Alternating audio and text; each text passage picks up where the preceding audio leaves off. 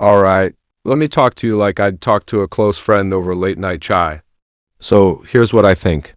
People completely misunderstand avoidance. Everyone keeps saying they disappear, they run, they vanish, they ghost. But honestly, that's the surface level view.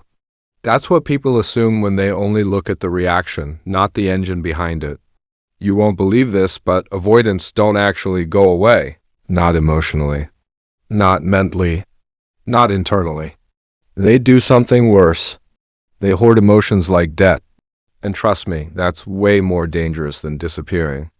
Let me explain it in the simplest way possible, because once you get this, their entire behavior suddenly makes sense.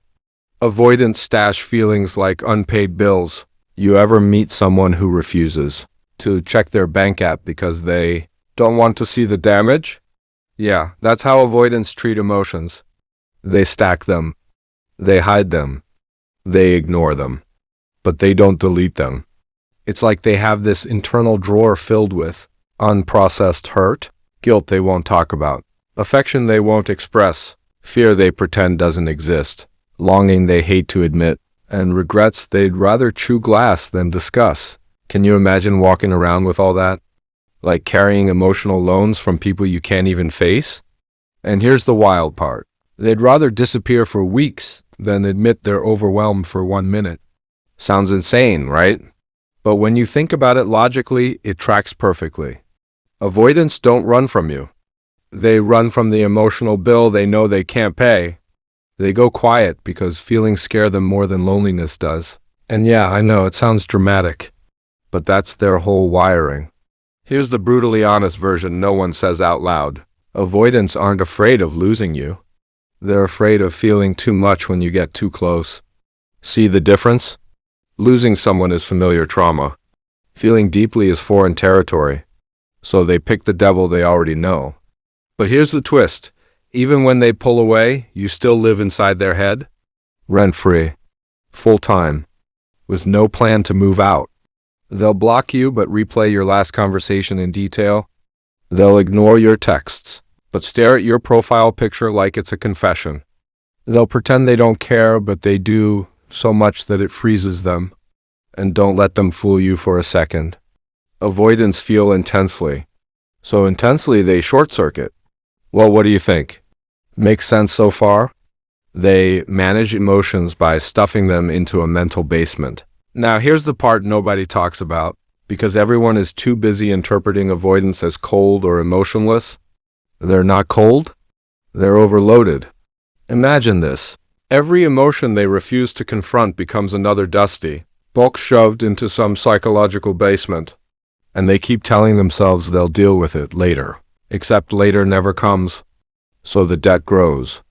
The interest rises. And one day, even a small emotional moment, a simple "hey, can we talk?" feels like a full-blown bill collector banging on their door. That's why they panic. That's why they disappear. That's why they shut down at the worst possible time. It's not because they don't care. It's because their emotional finances are already a disaster. You know how some people check out mentally when life gets too heavy? Avoidants do that, but in relationships, especially with people who matter. If you didn't matter, they wouldn't shut down. They'd just move on. Crazy irony, right? Avoidants disappear, but emotionally, they stay exactly where you left them. This part stings, but I'll say it anyway because truth greater than comfort. Avoidants don't progress emotionally when they run. They freeze. It's like their emotional timeline pauses the moment they pull away. You might be healing, learning, growing. Meanwhile, they're still stuck in the exact moment they left. Same feelings, same fears, same unfinished thoughts. They don't move forward. They don't process. They don't forget. They just, store, like emotional hoarders. And eventually, every hidden emotion becomes a weight they can't carry. So what do? They disconnect. Not to forget you, but to survive themselves. Wild, isn't it? Alright, let's dive deeper. Because the real chaos starts inside an avoidance head the moment they pull away. And honestly, if you could peek inside their brain during those quiet phases, you'd stop taking their silence personally. So here's what I think. Avoidants don't go silent because they're done. They go silent because they're emotionally overloaded and don't know how to shut the system down without shutting you out. You won't believe this, but the moment they distance themselves, that's actually when they feel the most. Yeah, I know, it sounds backward, but avoidants are walking contradictions. Let me break it down. Avoidants withdraw to regulate emotions they won't admit they have. So imagine this. An avoidant feels something intense. Maybe affection, maybe fear, maybe vulnerability, maybe conflict. To you, it might look like a normal emotional moment. But for them, it's like someone pulled the fire alarm inside their chest. So they slam the emergency shutdown button. And the only coping strategy they know is pull away, distance, disconnect, hide. Here's what makes it messy. They don't actually calm down when they do this. They just numb themselves. And numbing isn't healing. Numbing just delays the emotional reaction until later and makes it 10 times heavier when it returns. Ever seen someone who walks away but keeps looking back? That's an avoidant in a nutshell. They run, but keep checking to make sure they didn't lose you completely. Weird mix, right? Well, that's exactly how they operate. While you think the silence means, I don't care, they're thinking, why am I feeling this much? Can you imagine that? You're sitting there wondering, did I say something wrong? Why did they disappear? Is it over? Meanwhile, the avoidant is sitting alone thinking, why did that conversation shake me so much? Why am I reacting like this?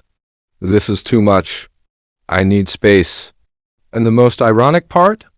They're not thinking, I'm done with this person. Not even close. Instead, they're thinking, this connection is too intense. I need to breathe. They don't pull away because they stopped caring. They pull away because they suddenly care more than they're prepared for. What do you think? Makes sense so far? Inside an avoidant's head, emotions feel like threats, even the good ones. Avoidants grew up learning one core lesson. Emotional closeness is dangerous, so even love feels threatening. Even affection feels overwhelming. Even stability feels suspicious. They're not trying to hurt anyone. They're trying to protect themselves from the emotional pileup they never learned to handle. Here's how it plays out. You share something vulnerable, gives they freeze. You ask for clarity, gives they panic. You express hurt, gives they feel attacked. You get too close, gives they shut down. It makes no logical sense from the outside, but internally, they're drowning. Avoidants hoard emotions because confronting them feels like unpacking a bomb. So instead of dealing with the emotion, they disappear. Again and again and again. Their silence isn't peaceful, it's loud inside their head. You won't believe this, but avoidants think more during no-contact phases, not less. Here's the real internal monologue you'll never hear from them. Should I message? What if they're mad? What if I ruin everything? What if they got over me? I don't know what to say. I'll deal with it later. Later, later, later. And later becomes weeks. Then guilt kicks in. Then fear kicks in. Then longing kicks in. Then the emotional debt grows again. They stay silent, but mentally, they're replaying conversations like old movies. They're analyzing tone, words, your reactions. Overthinking everything. So while you're thinking they forgot you, they're actually thinking about you in loops. Can you imagine how exhausting that is? And then comes the return, the avoidant boomerang. This is the part people always misunderstand. Avoidants don't come back randomly. They come back when the emotional storm inside them settles. The guilt gets too heavy. The fear of losing you beats the fear of feeling, or life feels safe enough to risk connection again. Their return isn't about convenience. It's about capacity. Avoidants return when they have enough emotional bandwidth to think clearly again. And guess what? Every time they return, they come back carrying all the emotions they stuffed away. Remember the debt metaphor? Well, the debt didn't disappear. It just accumulated interest.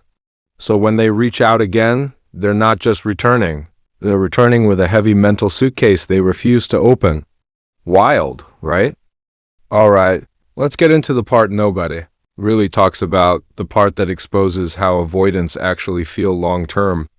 And honestly, this is where everything finally starts to make sense. Here's what I think. Avoidants aren't emotionless. They're just emotionally backlogged, like they've been collecting feelings in an inbox they never open. And eventually, that inbox gets so full that even the smallest thing triggers the whole pile to come crashing down. You won't believe this, but avoidants don't move on the way normal people do. They don't detach cleanly. They don't forget easily. They don't erase memories. They simply bury everything. And buried things don't die. They wait. Let me show you what that really looks like. Avoidants are collectors of unfinished emotions. So think about someone who keeps all their old photos, old messages, old memories, old arguments, but never processes any of it. That is exactly how an avoidant handles their emotional life. When you think they're done with you, they're actually replaying old conversations, remembering the last fight, thinking about the last moment you smiled, wondering if they messed everything up, feeling guilty but not knowing what to do, missing you but refusing to admit it. It's like they're hoarding emotional receipts just in case. And over time, that emotional hoarding turns into emotional debt. The more they avoid, the more they owe themselves, and you, and their own heart. Can you imagine living like that? Avoidants don't let go, they pause. Here's something you probably didn't expect. When an avoidant disappears, their feelings don't disappear with them. They just go into deep freeze. It's like they put everything inside a storage locker, locked it, walked away, and pretended the locker didn't exist. But every time something triggers them, a smell, a memory, a song, a random thought, that locker rattles, and they feel everything again. Not a little, not moderately, but all at once. That's why avoidants seem to return out of nowhere. Check your profile silently. Watch your stories quietly. Not respond, but not detach either. They're not done. They're overwhelmed. And honestly, half the time they want to reach out. They just don't know how to start without feeling stupid. You ever get that sense they're around, but not really? Yeah, that's them trying to reconnect without actually reconnecting. Weird, right? What avoidants never tell you, but always feel. You won't believe this, but avoidants have a very predictable emotional pattern once they distance themselves. Here's what actually happens. 1. Relief phase. They finally escape the emotional intensity. They breathe. They feel lighter. 2. Quiet guilt phase. They know they hurt you, but they don't know how to fix it. So they do nothing, and the guilt builds. 3. Nostalgia phase. They think about the good moments only. Not the fights, not the drama, just the softness. 4. Longing phase. They want you. They miss you. They wonder if you think about them, but they're too scared to reach out.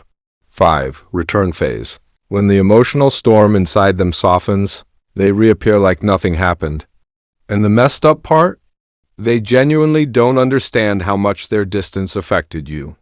Because they weren't avoiding you, they were avoiding their own emotions.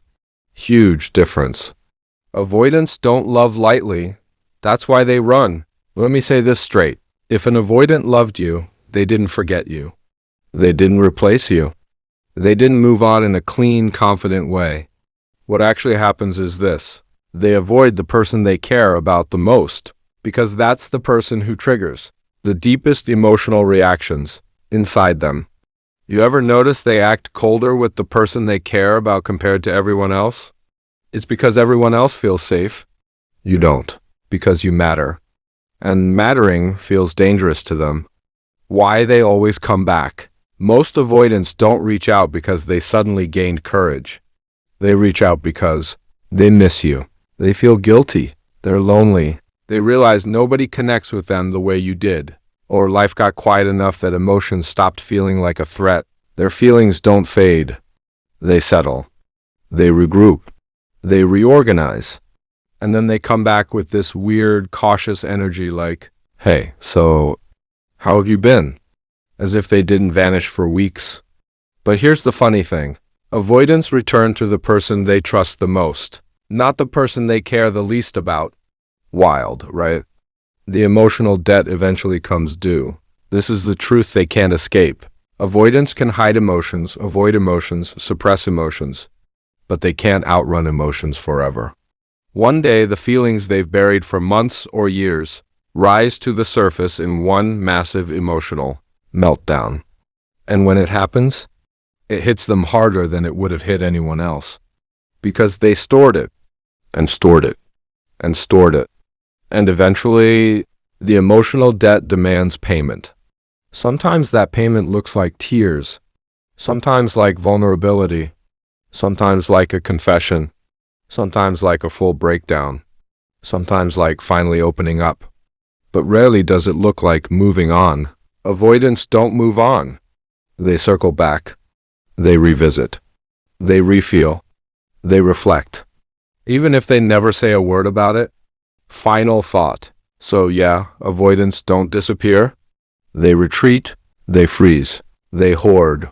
They collect. They outplay. They overthink. They return. Not because they're weak, not because they're heartless, but because nobody ever taught them how to feel in real time. What do you think? Does this match what you've seen in real life? Because honestly, once you understand this pattern, their behavior stops feeling mysterious and starts feeling predictable.